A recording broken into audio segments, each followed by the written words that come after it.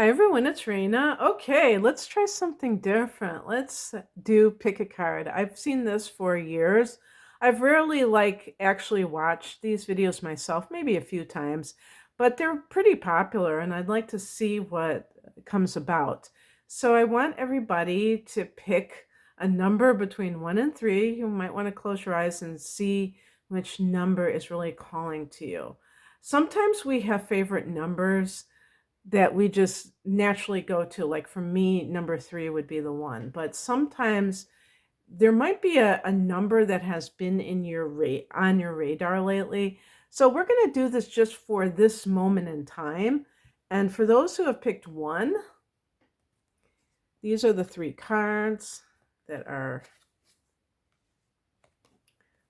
showing themselves. The first card is the 8 of Swords, so look at where you feel trapped in life. But rather than feel like a victim and saying that someone from the outside is doing this, see how your old tapes and your programming are keeping you trapped and locked in place so that you feel like you can't move, you can't do anything. Because a lot of times people assume that they are somehow unable to make changes in their life or new things, try out new things, and it's really only their programming that is making them that way. And that means that you have to rewire your brain. Now don't get me started on that because that's beyond my understanding at this time. A lot of people like Dr. Joe Dispenza. He's a popular person for that kind of thing, and he's got plenty of videos online. And there are others, of course. But even affirmations can kind of counter the statements we might make in our head about certain things. And Byron Katie has something called the work, which questions our thoughts and kind of I would say reframes it so that we see our dilemma, our situation in a different light. So that's when I'm going to set that aside because I can't. Second card, the 4 of Swords. At this time, you may be taking a breather from your everyday life. This might even be a social media detox because the number 4 is connected to Saturn, and this connects to organization, structure,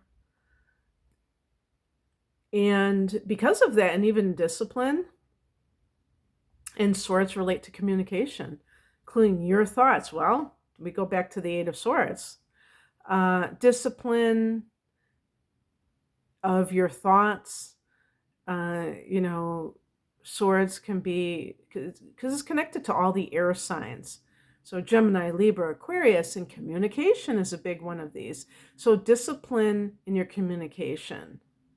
This can actually be, to me, going to a retreat, like a silent retreat, perhaps, or something where you're restoring your physical body. Maybe you've been through a lot of stress lately.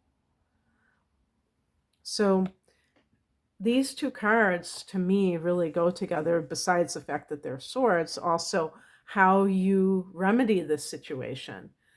And then we have the King of Cups. Now, this could be, I would look at it as a male figure.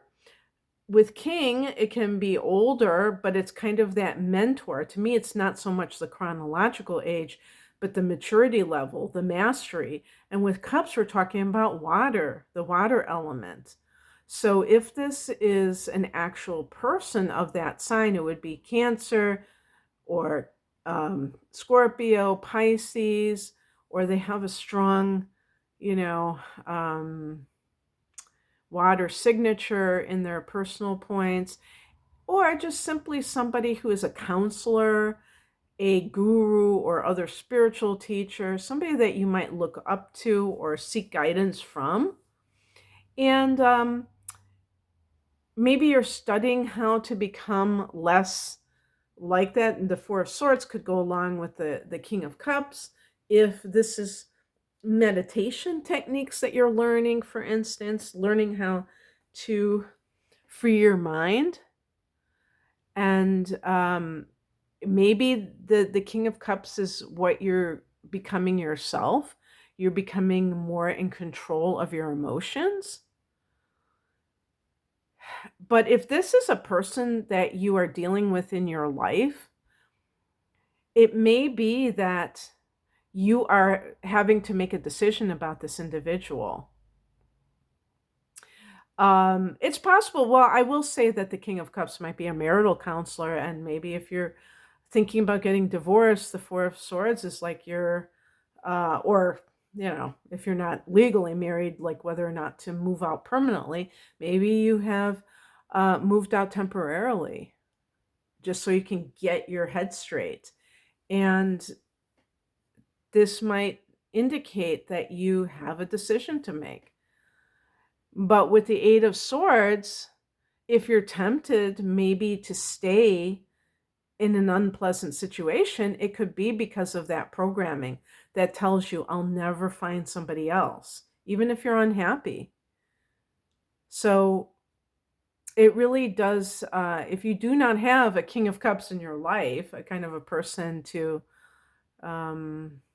provide wise counsel, however that would come about, that might be something that you're looking for. But you can also be wanting to attain that status yourself. All right, now we're going to look at number 2. Oh, wow. Very interesting. So I got 2 cards reversed for the second pile. I got 8 of Wands reversed. I got 6 of Pentacles reversed. And I got the Knight of Pentacles upright. Let me talk about this one first. Well, no, let me talk about the ones that are reversed. Okay. If you got number 2 with the 8 of Wands, I'm going to hold it upright. You may be finding that things are not moving forward as you would like them to move. Now, we're still in the Mercury retrograde at this time, so maybe you are particularly influenced by that, affected by that, and you're wanting to do something that is just not in the energetic flow for you at the moment.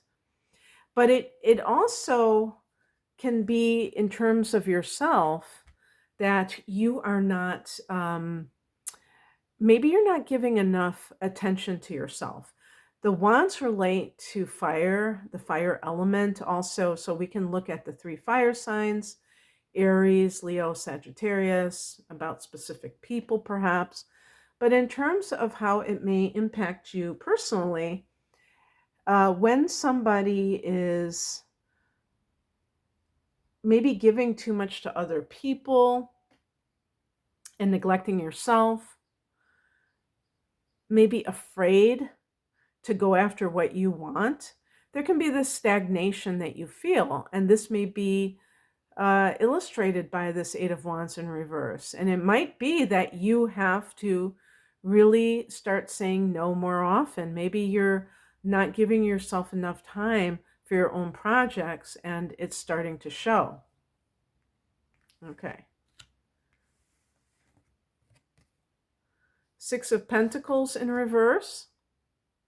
So in the upright position, the 6 of Pentacles can be give and take.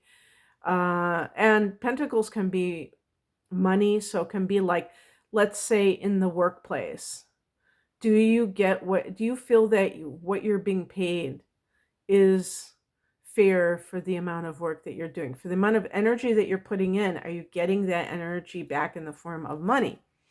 In terms of relationships, it can be this as well. Perhaps you feel that you give and give, and maybe it's not necessarily reciprocal. So when it's in the reverse position, this is really showcasing that tendency to give and not to get. There's an imbalance, in other words. So whether this is on the job or whether this is with a personal relationship, this could be showing itself at this time. And with the Eight of Wands in reverse, it might be that there's no progression. Maybe there's a regression within this relationship. And you might feel very stuck within that relationship. The third card is Knight of Pentacles. So especially, that's one of the reasons why I look at this particular reading here, maybe pertaining more to workplace matters, because the Knight of Pentacles is about that workhorse energy. It's funny that they actually show a horse. This is connected to Taurus, and Taurus is a fixed sign, and it's that consistency, that showing up and doing the work. So even if you were in a situation where you weren't getting paid what you're worth, and even if you did feel stagnant, you would still do the best that you could.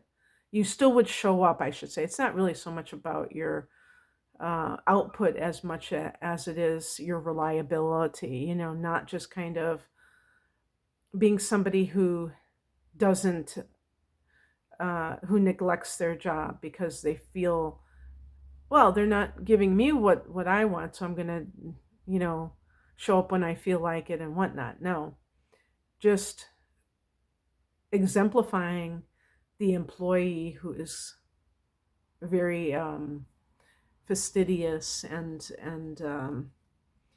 that work ethic. And also, even if you know that you're probably going to leave, you're going to be somebody that to the last day that you're there, they can never say that you were a slacker or anything along those lines. Okay, if you chose the third pile, the one that I said that I probably would choose, maybe I did choose by talking about it. Three of Cups, there's a 3. Two of Cups. And 7 of Pentacles. Okay, well, the first thing I would say is some of you may be committing to a relationship. It might even be to the point where you're having your bridal shower or I was going to say your stag party, but I don't want to go there. But something that is a celebration. This is social energy. So if you are not doing it in your own life, maybe you're going to somebody else's celebration. But we do have the Two of Cups, so that makes me think of either committing to a new partner or reuniting with an old one. Could it be that you go to somebody's wedding and you meet somebody from your past that you wish to reunite with? Or this, and it's possible that this has already happened and now we're in that aftermath period because we have the 7 of Pentacles. Now, if you see, she's watering her plants and she's standing there watching her plants. So an example would be in terms of love with the 7 of Pentacles is watching something grow, having the patience to put energy into something, which is what the Pentacles is about, and seeing if there's any growth that results. This would also be connected to any kind of a business. If those other cards are connected to the 7 of Pentacles, if you have joined forces with friends to form a business, and maybe things are slow to begin with, it's kind of showing the patience that is necessary. Okay, I hope that you guys enjoyed this. This was just kind of like the first time I've tried this. Have a great day. Take care. Bye.